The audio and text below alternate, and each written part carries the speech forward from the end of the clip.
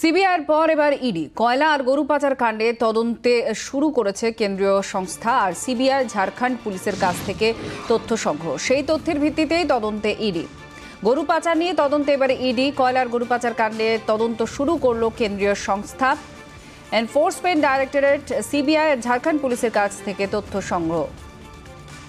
বিক্রম দাস আমাদের প্রতিনিধির সঙ্গে রয়েছেন। বিক্রম, ইডি এবার তদন্ত শুরু করলো, কি কি জানা যাচ্ছে?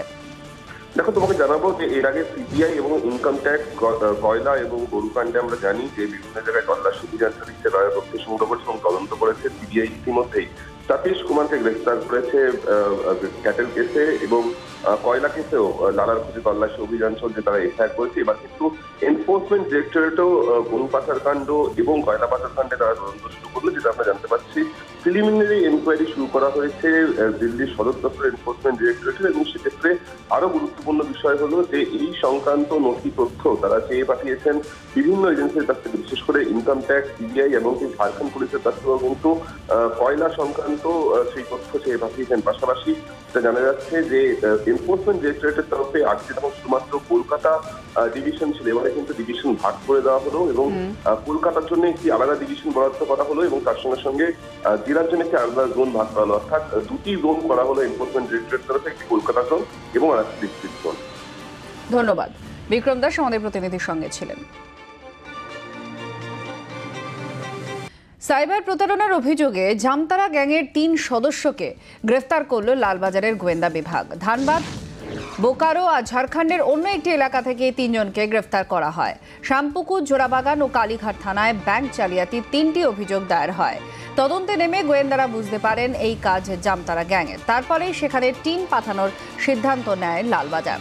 কয়েকদিনের চেষ্টায় অবশেষে গোয়েন্দাদের জালে ধরা পড়ে এই 3 জন। ধৃতদের 22 ডিসেম্বর পর্যন্ত পুলিশ হেফাজতের নির্দেশ দিয়েছে আদালত।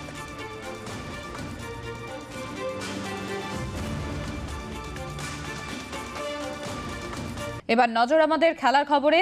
লিগ শীর্ষ থেকে দল নেমে গিয়েছে 3 নম্বরে। বুধবার অর্থাৎ আজকে এফসি গোয়ার বিরুদ্ধে জয় ফিরতে মরিয়া এটিকে মোহনবাগান।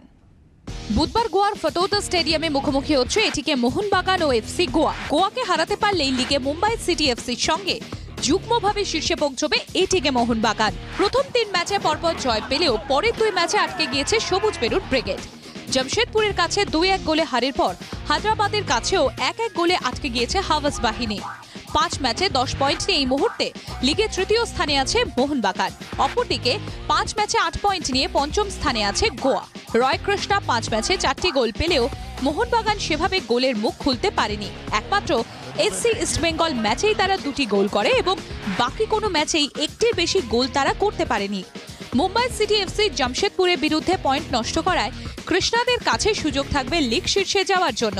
টানা 2 ম্যাচে পয়েন্ট নষ্ট করার পর জয় ফিরতে মরিয়া থাকবে শতাব্দী প্রাচীন এই ক্লাব।